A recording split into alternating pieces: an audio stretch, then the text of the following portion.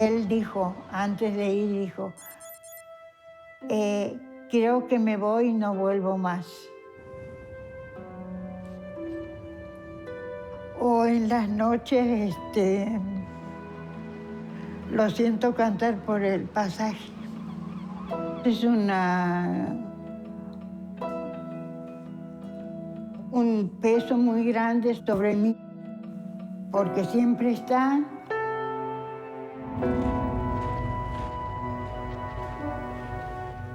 pero no está.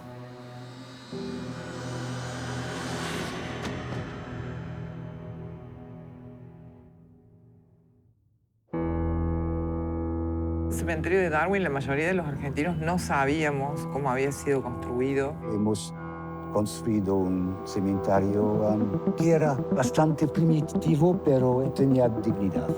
Cardoso hace un listado muy detallado con los que logró identificar, los que no logró identificar. El problema es que yo estaba frente a un hombre que yo debía enterrar y yo no sabía quién era. Si hubiera ido un grupo del gobierno argentino a reconocer sus muertos, hoy no existiría esa frase tan fría que dice soldado argentino solo conocido por Dios. Hasta 1991 no pudimos ir al cementerio, no pudimos ir a Malvinas. Llegamos ese día y separaron los grupos, porque éramos el grupo de los sin nombre, las familias de los no identificados.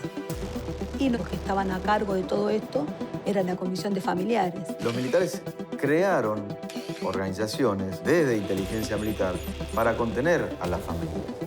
Es así como se crea la comisión. El cementerio se modificó en 2004. Esas cruces con las placas negras de granito que puso la comisión y el informe de Cardoso no eran coincidentes. A mí no me pueden venir a decir que en esa fila y en ese número de tumba no está Daniel, porque si está en la lista, ¿cómo es que ahora no está? ¿Que se voló? Cuando ellos vuelven a inaugurar cementerio nuevo, han hecho mucho daño, muchas irregularidades, y ellos están en el horno. Una persona que no tiene identificación es un NN. NN, sin nombre, no se sabe quién es. En Malvinas, todos sabemos quiénes son. Cuando regresamos de Malvinas, nos hicieron un scratch en el aeropuerto alegando cosas insólitas. Primero, no querer reconocer los cuerpos. Mi hermano es salero, no es salero. ¿Cuántas veces he dicho que la frase solo conocido por Dios era hermosa? No son el 90% de los familiares sí quiere saber dónde están sus hijos. ¿Cómo puede ser que nosotros tengamos confianza en una comisión que les puso palo en la rueda permanentemente? Una de las autoridades más altas de esta comisión es una persona que trabajó en el batallón del 601 de inteligencia durante más de 18 años. Entonces, si ponemos ese tipo de gente al frente de esto, es para tapar los desaguisados cometidos durante la historia. Yo no voy a responder a cosas que no se tengan que responder. Así que del tema no voy a responder ninguna pregunta porque no tengo nada que contestar. A partir de unos 10 años se empezó a hablar de nuevo en serio del tema Malvinas, sobre todo porque irrumpió la posibilidad de hacer comparaciones masivas de ADN. Quedaban los obstáculos políticos, pero en términos técnicos, Malvinas era factible. El 2 de agosto del 2011 nosotros presentamos el primer amparo a la justicia. Que la justicia argentina actúe y le brinde el derecho a la verdad y a la identidad de las familias. Empezamos a comunicar y no parábamos de llorar, porque eso que era un sueño ya empezaba a ser parte de una realidad. Es un juramento que yo me hice, que yo tenía que devolverle la identidad a mi hijo.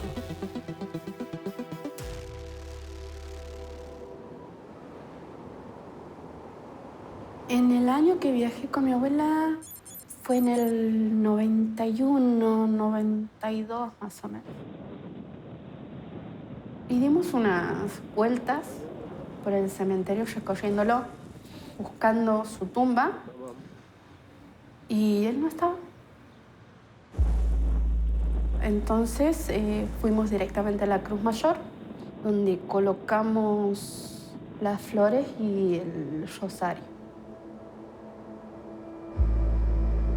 Pero después, en el 2000, 2004, más o menos, cuando viajé, me encuentro el nombre de mi papá en una cruz.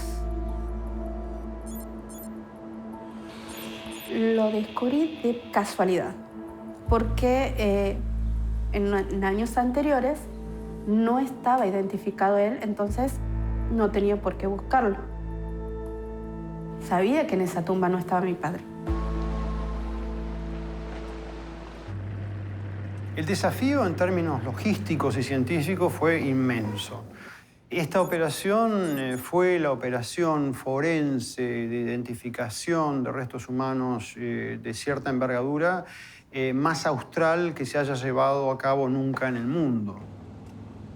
You know, the first time I traveled to the islands, I saw the landscape, and I saw the environment, and I saw the isolation of the place. Frankly, I said to myself, wow, what are we going to do here? Es un lugar muy inhóspito, muy desolado. El clima, obviamente, era complejo, era invierno, hacía frío, llovía a veces había nieve. It's a rather special place. In the winter, pretty windy and pretty cold. El frío prácticamente impide hablar, contrae las mandíbulas. Sin embargo, no parece influir demasiado en estos soldados, o por lo menos en su labor, ni tampoco en su estado de ánimo, a todas luces alegre. Están preparando el lugar donde se refugiarán cuando se cierre la noche. Un soldado más en estas posiciones del Batallón 5 que ya lleva 32 días en las posiciones. Estas son las posiciones. Posiciones que reciben, además del fuego naval de estas últimas noches, una constante lluvia que ha hecho que estén todas inundadas, lo cual afecta o no afecta el ánimo. Sí, estoy contento, siento muy bien. Mojado pero bien. Sí, mojado pero bien. A medida que el tiempo se fue poniendo más complicado, descubrimos que el suelo de Malvinas, esa turba, que es un suelo orgánico que nunca termina de descomponerse, es como una esponja, y corre agua. Así estés arriba de una montaña, se inunda. Entonces los pozos que nosotros hicimos se inundaban. Pasarán frío, pasarán hambre. Yo les puedo asegurar que no pasan frío porque tienen muchísimo abrigo y van a volver con algunos kilos de más porque comen mejor que en casa. Todo se iba agravando, todo el tiempo se iba agravando. No teníamos casi comida, cada vez menos. Y sobre el final fue dramático el tema de la comida, ¿no? Sobre todo cuando ya fines de mayo, principios de julio. Después de 5 días de no comer, hice un lazo con un montón de lacitos y agarré una gaviota. Compartimos un pedazo de gaviota, que hubo que asarla, hubo que hervirla, porque no se podía ni morder ni comer, porque era una cosa dura.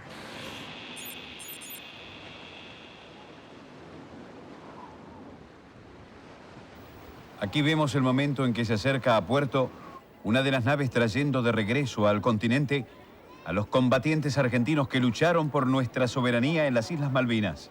Nosotros llegamos en el Canberra. El ejército nos obligó a meter dentro de camiones, tapados.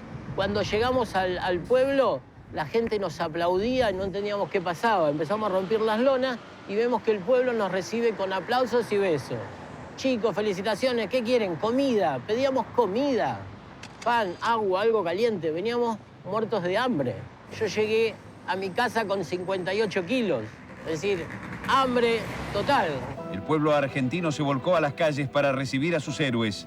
Y nosotros no nos habíamos enterado que llegaba el regimiento a Mercedes. Pero los otros padres fueron todos casi. Y nosotros cuando salimos a la ruta a recibirlo. Pero no vino. Y esperando. Todavía mi marido la levantaba a Cococho, a mi hija, y ella lo llamaba a grito a su hermano. Y nada, nadie nos avisaba nada. Y seguimos preguntando y nadie nos avisaba nada. El intendente de acá era Piedra Buena de apellido.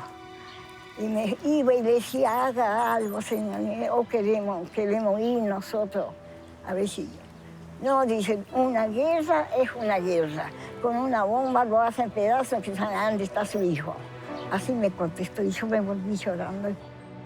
Todos queríamos regresar a nuestra casa, estar con nuestra familia. Y nos llevan a la Escuela General Lemos. Y ahí lo que se arma es todo un dispositivo. Yo le digo un filot, habían armado los militares que nos daban de comer todas las veces que querramos, nos dieron ropa, nos hicieron bañar.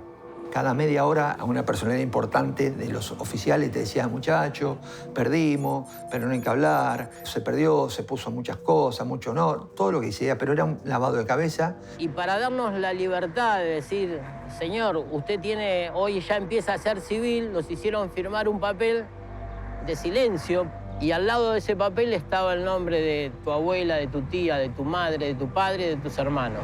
Entonces, era el miedo o el silencio que tuvimos que hacer. Todos sabíamos que estos tipos eran los dueños de la vida y de la muerte de todos los que caminábamos por la calle. Entonces fue muy difícil romper eso, ¿no? El ejército nos hizo firmar un papel que nosotros no podíamos contar absolutamente nada de lo que había pasado allá. Ni le podíamos contar a los padres de los que no estaban, que no estaban.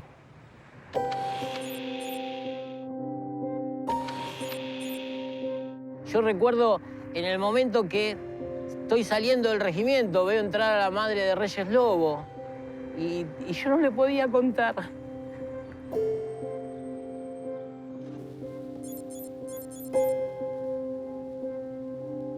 Fue muy duro eso, muy duro.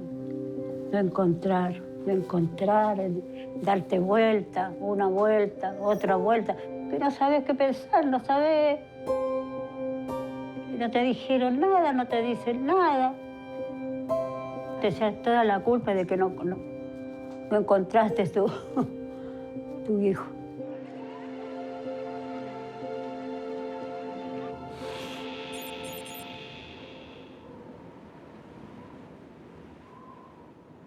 El pedido de identificación de los soldados caídos en Malvinas comenzó hace mucho tiempo con una presentación judicial a raíz de que una mamá del Chaco estuvo dispuesta a dar su sangre.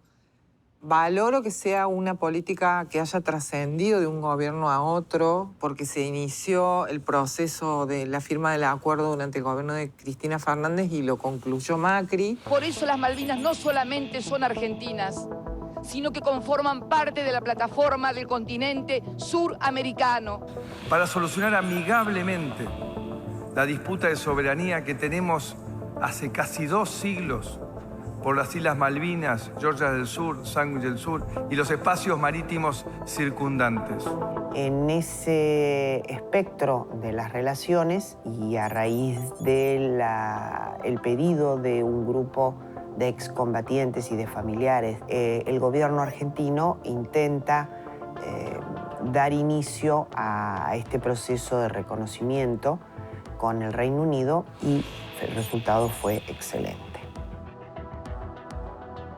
La Cruz Roja, el gobierno de Argentina, representantes de las islas, el gobierno británico, todos sentamos. Pero al final lo que salió fue porque hay que honrar a los caídos y tenemos que tener en mente las familias de los caídos. So when this happened with the Red Cross, although there was some nervousness about the situation, it seemed like a very big thing that was happening. I would say that most people thought, you know, it was about time that something was done from an independent point of view. El Comité Internacional de la Cruz Roja es el organismo que vela por el derecho internacional humanitario en términos generales en todo el mundo y el llevar a cabo su labor de manera neutral, independiente e imparcial. Once the agreement was signed, we decided that the ICRC would nominate the head of the forensic team. Yo tuve la fortuna y el honor de ser parte del grupo de fundadores del equipo argentino de antropología forense en 1984, que se formó a instancias y para dar una respuesta a la problemática de personas desaparecidas. En ese momento era el retorno a la democracia, había mucha movilización, mucho interés y deseo de saber qué había pasado. Entonces Algunos pensamos que podíamos hacer un aporte sin saber muy bien hacia dónde. A veces, muchas veces, las desgracias generan algunas cosas buenas. En el caso de la tragedia que vivió Argentina, nos permitió generar un conocimiento específico para identificar personas, también incorporando las novedades que se iban dando, la más importante de las cuales, evidentemente, es la posibilidad de hacer una comparación genética. La Cruz Roja ya definió en detalle todo lo que tienen que hacer para el reconocimiento. El primer prerequisito es lograr que los familiares provean de la información básica para hacer el contraste de ADN.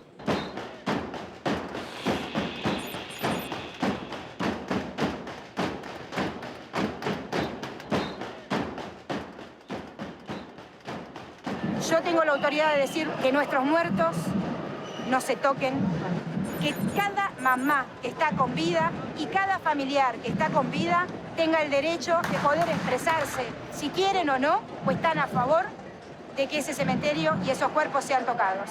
No entendemos el apuro de todo esto. ¿Y sabés qué es lo peor? Que atrás de todo esto lo que se supone que está Inglaterra presionando nuevamente porque hace 34 años se quiere sacar a los cuerpos de encima. Porque además el suelo en Darwin escurre, o sea, se va trasladando. Entonces, donde se supone que hay un caído, puede estar hoy 2 metros más allá. La comisión pide y solicita que se les explique bien cómo va a ser, porque esto si no va a terminar siendo una profanación que interpretamos que está lejos del espíritu del Poder Ejecutivo, que se haga de esta manera. Hay que ser claro, hay que ser transparente, hay que ser serio, hay que ser eficiente, hay que ser honesto. Con la sangre de nuestros muertos no se joroba. Bueno, la comisión de familiares lo rechaza por su propio origen. Digo, ¿cuál era la misión fundamental de la comisión? Digo, vincular siempre a digamos, una idea, digo, un estilo hasta castrense, ¿no? Dejemos todo como está. La placa de un cementerio de guerra es un documento público, que no se puede alterar y que tiene que reflejar la verdad histórica de del contenido de esa tumba. En el informe de Cardoso, cada muerto encontrado tiene un número que se corresponde con las coordenadas donde fue encontrado el cuerpo. Entonces yo lo que tuve que hacer fue controlar tumba por tumba, las que tenían nombre, con las fotografías de esos nombres, y lo que me surgió fueron tumbas, particularmente en 2 tumbas colectivas, que siendo NN aparecen con nombres. Acá Cardoso, en su informe y en la cruz que estaba en este lugar, dice 4 soldados argentinos solo conocidos por Dios, incluido el primer alférez Julio Ricardo Sánchez. Eso era en el año 83. Hoy dice Julio Ricardo Sánchez y 3 personas que son caídos a 80 kilómetros del Monte Kent, donde fue siniestrada la aeronave que era del grupo Alacrán. El helicóptero cae el 30 de mayo. Las fechas no tienen, para el común de la gente, mucha importancia, pero sí tiene importancia el lugar a donde murieron, porque cómo aparecieron 3 soldados muertos en el aeropuerto junto a un gendarme que murió a 80 kilómetros de ellos. A las personas que están reconocidas no les correspondía en ese momento extraerle una muestra. O sea, que no había posibilidad que haga una comparación entre mi ADN con la de la tumba que estaba identificada.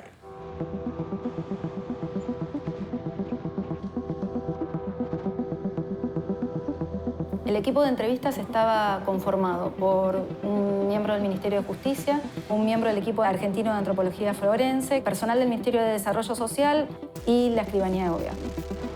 No era una entrevista cualquiera, que nos íbamos a encontrar con personas que habían perdido sus hijos en una guerra. Tuvimos un trabajo de formación donde hasta se hizo, hasta teatro se hacía para simular las entrevistas. La primera de las entrevistas fue bastante delicada y nos explicaron que ellos estaban en contra de esas tomas y que eso era para traer de vuelta a los soldados a la Argentina para que Inglaterra quedara libre de toda muestra argentina y que por lo tanto ellos estaban en contra de cómo se hacía. Nosotros tuvimos la visita de la presidenta de la Comisión de Familiares y una de las cosas que ella siempre alegó fue que las cosas estaban mal hechas, ¿sí? De que habían intereses de por medio, de esto, de lo otro, siempre como una queja negativa. Estas son las actas que se firmaron cuando nosotros dimos la muestra de sangre. Entonces, cuando yo les muestro esto, ella dijo, no, esto también es mentira.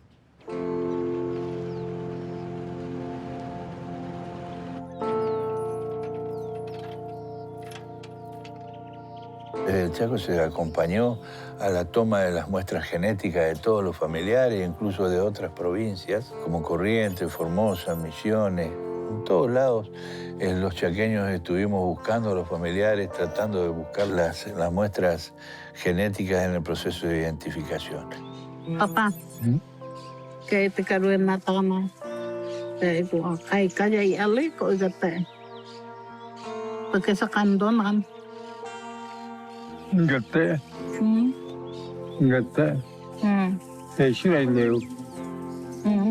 El maltrato produce cosas distintas en la gente, pero básicamente produce desconfianza. En una entrevista, me acuerdo, en Chaco, donde la madre estaba en contra de esto por una cuestión de que ella formaba parte de un pueblo originario y sentía que los pueblos originarios, su pueblo originario en particular, no había recibido nunca nada bueno del Estado, digamos, del Estado de los blancos. Nos planteaba que su tribu había sufrido la pérdida de familiares en distintas guerras en las que la Argentina participó y que nadie les había respondido en ningún momento de la historia dónde estaban sus familiares. Volvieron todos al Ministerio de Justicia a ver cómo se seguía esto, porque si todas las entrevistas iban a tener semejante nivel de conflictividad, había que, por ahí, repensar el modelo de entrevistas. El motivo era el pensamiento de que el proceso podía ser como una profanación del cementerio y nuestro trabajo ahí es simplemente brindarle la información. En ese sentido la gente empezó a confiar y mucha gente se fue sumando a la iniciativa, ¿no?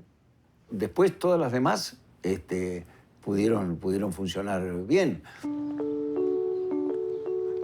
Cuando vinieron a hacer la extracción de sangre, estábamos todos ansiosos por sacarnos la sangre.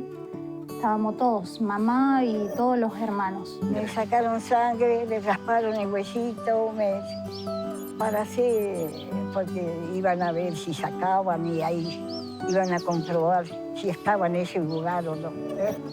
Sí, no, sí, ni dudé. Directamente dije que sí. Si Dios quiere, ahora ya está todo. Se hizo todo y dentro de poco yo creo que ya vamos a tener cuál es la tumba, todo.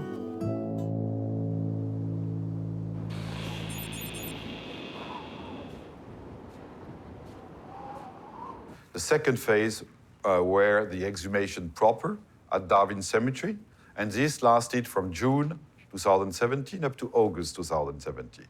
So eventually, we managed to simply build a working site, a laboratory, an office, and everything going with it in the middle of this place. Se documentaba todo lo que tenía que ver con la ropa que llevaban, con las pertenencias que llevaban y se procedía después al análisis del cuerpo en cuanto a ver lo que se llama el perfil biológico. Y cuando ya se tenía todo el análisis hecho, se tomaban las muestras genéticas para prepararlas después para el envío al laboratorio genético. No hubo ningún problema en la recuperación de esos perfiles, cosa que a nosotros en un momento nos preocupaba, porque el tipo de suelo te puede llegar a dañar el ADN. Utilizamos una aparatología de radiología portátil de última generación que nos permitió, entre otras cosas, encontrar, por ejemplo, objetos personales que hubiesen de otra manera pasado desapercibidos. La puesta en marcha concreta de este proyecto ya en el terreno requería que todos los cuerpos fuesen exhumados, analizados y reinhumados el mismo día de su análisis, con el máximo respeto de su integridad y dignidad a lo largo de todo el proceso. Los cuerpos se hallaban envueltos en 3 bolsas plásticas. Según la información que teníamos por el informe de Cardoso, estaban dentro de ataúdes. Con el paso del tiempo casi no se encontró nada de los ataúdes, pero el hecho de haber estado en este tipo de bolsas produjo una demora en el proceso de descomposición. Y eso incluyó, por ejemplo, la decisión de nuestra parte de reinhumarlos en un féretro nuevo, como reafirmación de la dignidad de esos restos que volvían a su tumba original. El plan Proyecto Humanitario solo incluía las tumbas que tenían la placa de soldado argentino solo conocido por Dios. La tumba no se pudo exhumar justamente porque tenía nombres de soldados.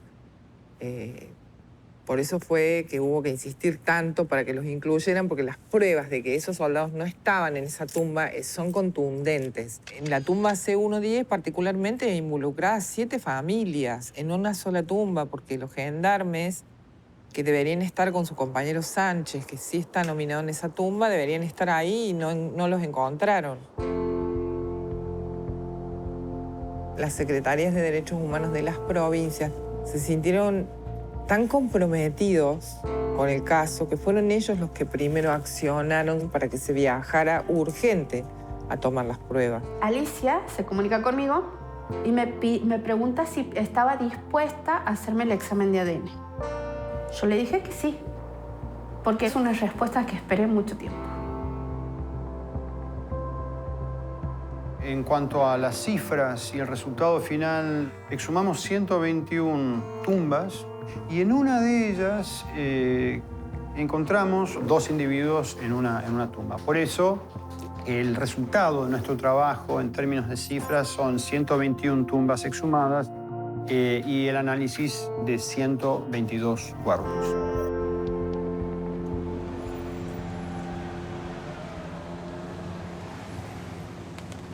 Un día me pregunta mi psicólogo, me dice, ¿qué piensa tu mamá de todo esto?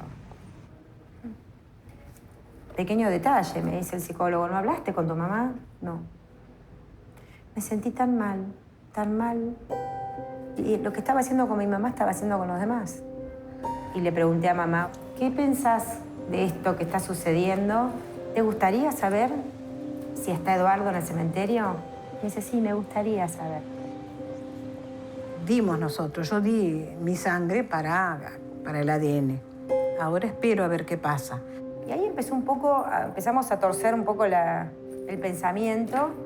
Lo mismo me pasó con la familia Massad, la misma pregunta le hice a Dalal.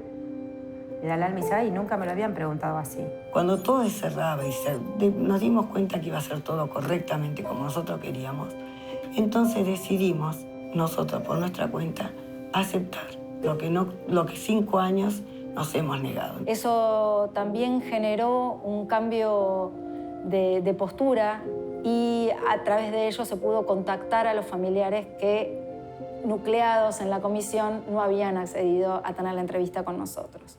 The third phase consists of analyzing the different samples that have been collected, reporting to families, to the individual reports concerning each and every case, and the final reporting to state.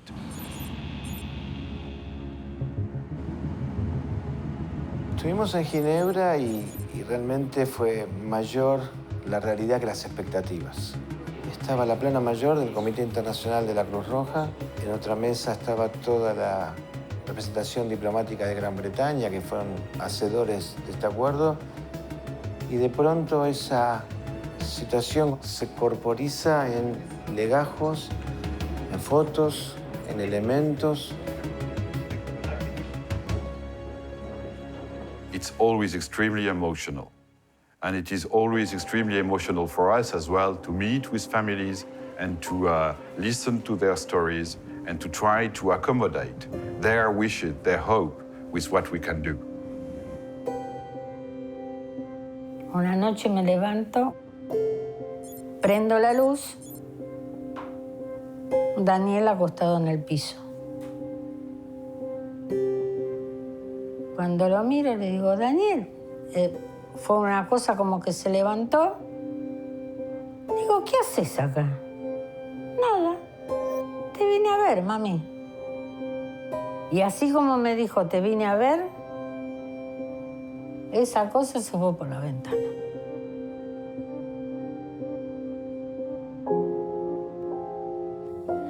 Yo soñaba que golpeaba en la puerta y mamá y papá no iban a abrirle. Entonces me despertaba llorando, histérica, de que no le abrían la puerta y se iba. Por eso no venía, porque se iba. Como nunca tuve una certeza de que te dijera que murió, pasó tal o cual cosa, uno siempre tenía la esperanza de encontrarlo con vida, de que apareciera algún día.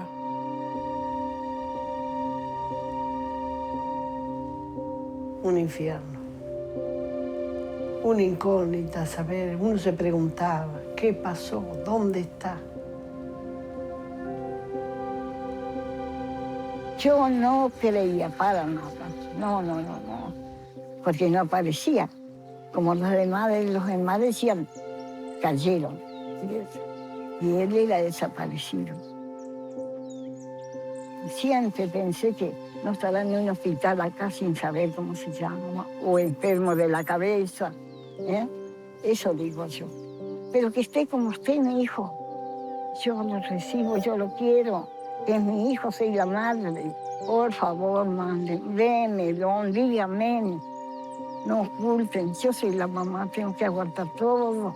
Como aguanté todo esto, si lo encuentro como esté, quiero a mi hijo. Volver a habitar la muerte o habitarla por primera vez es volver a enfrentarse, es reconstruir, es formar nuevos vínculos, es una apertura a algo nuevo y desconocido. Por eso genera tanta ambigüedad, tanto miedo. Es algo positivo, pero es algo que se desconoce. Yo tengo acá el informe original que la Cruz Roja le entregó al Estado argentino. Bueno, el informe consta de una serie de pasos que si quiera los repasamos y llega a una conclusión. ¿Sí? En este caso la conclusión es que José Antonio fue identificado en el cementerio.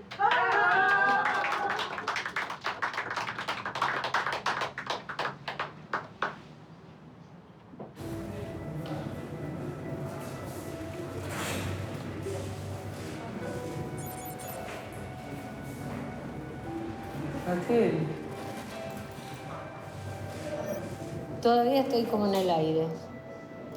Lo pudieron identificar. Y yo le di gracias a Dios que me dejara cumplir la promesa que yo me había hecho de devolverle la identidad. Estoy muy emocionada. Estoy feliz. Hoy es un día de fiesta para mi familia. Primero fue triste. Me puse a llorar. Y a la vez también alegría. Porque tengo la tumba donde puedo ir a llevarle una flor el día de mañana.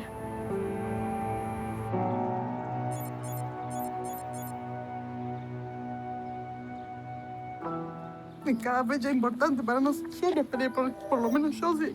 En cada acontecimiento importante en mi vida siempre lo esperé que viniera. Y ahora sé que, pobre, le pedí algo que no podía hacer. La muerte es un proceso social. Cuando nosotros nos enfrentamos a la muerte, atravesamos un montón de etapas. La despedida es la etapa final, digamos, si se quiere. Entonces, uno se despide y lo deja ir, digamos, al muerto, al mundo de los muertos, y uno se reinserta de manera adecuada en el mundo de los vivos en tanto deudo. Pero antes de esa separación, digamos, de esa despedida, por ahí hubo un momento de convivencia. Estoy mucho. Estoy con él y yo quería una vida mejor para ellos. Veo con esto. Sí, ahora estoy más tranquila, aunque no lo tenga. Yo tenía un contacto espiritual siempre. Y ahora parece que voy a tener el contacto directo con él. Después de 35 años me voy a encontrar con él. La presencia de un cuerpo facilita el duelo. Y el duelo es bueno, porque el muerto no vuelve a la vida, pero hay que poder seguir viviendo con ese muerto. La familia, si está viviendo una incertidumbre, necesita una certeza que corta. El ADN, que es maravilloso en su nivel de certeza, es abstracto. Y estos son todas las pertenencias que encontraron. Acá hay una carta que nunca llegó, que quedó ahí cerradita. Y después la imagen que mi mamá le debe haber mandado. Mi mamá le tiene que haber mandado en una carta. Y todavía tenía el cartón del PRODE de esos años. Él le encantaba el fútbol, ¿viste? Y jugaba al PRODE con mi papá. Mira qué cosa increíble. Yo cuando veo me acuerdo que esto era el PRODE. A nosotros nos llevaron casco, gorra, todo. Yo no lo sentía, que a mí se me hacía que no eran de él. Mi mamá, por supuesto, abrazaba y lloraba, pero yo no lo sentía así. En cambio, esto me dio, no sé, se me partió el alma, que todavía lo hayan encontrado. Qué cosa increíble, ¿no? Después de tantos años. Ah, cierto, le gustaba jugar al PRODE. Ah, y el rosario. Ah, la cédula. Eso es algo tangible, aunque parece una palabra muy difícil, algo que vos podés tocar. La secuencia de ADN no la tocás. Este es el carnet de conducir. En un momento, obviamente, empecé a hablar con él y le digo, flaco, te llevaste el carnet de conducir a Malvinas. Él era todo correcto. Abracé a mi mamá. En ese momento quería abrazarlo a todos, a mis hermanos, y decirle que la lucha que seguí no fue en vano y voy a seguir luchando por lo que queda, porque quiero ir a ponerle el nombre de mi hermano.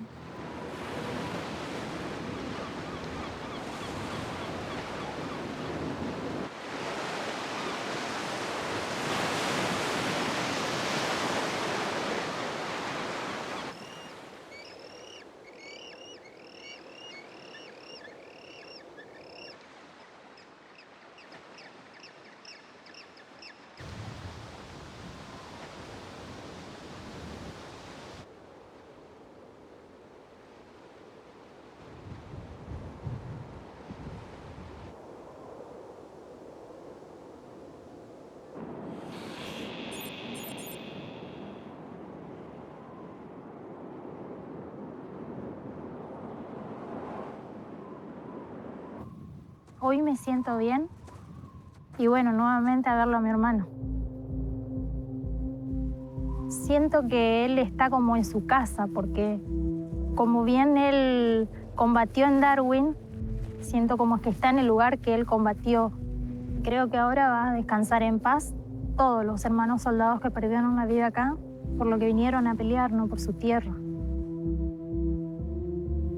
Y para mí estar hoy acá sola es muy fuerte. Sé que estás acá. Él murió por esta celeste y blanca. La guerra nos destruyó para siempre. Se cierra una historia, pero el dolor no. José Antonio Reyes Lobos, con nombre y apellido y en el lugar que está. Y lo más importante es que estás donde tienes que estar, porque lo ganaste. Entonces, estás donde tienes que estar. Soldado reconocido por Dios y héroe de las Malvinas. No, mijito, no.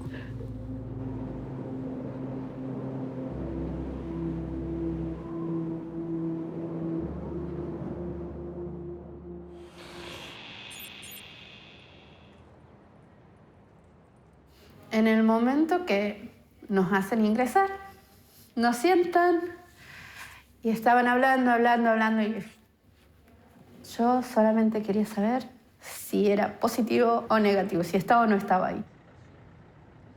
Me dice que sí es positivo. Saber que está a ciencia cierta enterrado ahí y no está tirado en el medio del mar o no sé dónde, es un alivio. Antes la tumba que él estaba identificado estaba en la sección C, 10. Ahora está en la sección B, en la hilera 2 y en la 8ª. Ahora en realidad tiene su monumento solito en la cual uno puede ir y decir, aquí sí está. Yo tengo una hipótesis personal respecto de por qué pusieron esos nombres en las placas. La Fuerza Aérea siempre se jactó de tener a sus pocos soldados muertos identificados. Y ahora entiendo por qué se jactó de tenerlos siempre identificados. ¿Sí? Los identificaron ellos. ¿Y ahora cómo queda esa tumba? ¿Quién está ahí? Esto es una muy buena primera etapa, pero esto debe continuar. La responsabilidad de la comisión es ineludible porque no llevó ningún listado para chequear que los nombres se correspondieran con las listas de identificados que había hasta el 2004. No se le ocurrió ni a Cisneros ni a ninguno de los que estaban en la comisión. Que se haya corroborado abre una posibilidad enorme de que haya más errores cometidos por la comisión. Estamos estudiando, bueno, cuáles son los pasos a seguir y acá tiene que haber una respuesta y quienes son los responsables de esto deben dar cuenta de por qué. Porque ahora viene lo más duro, ahora viene el proceso final. Hay que identificarlos a todos.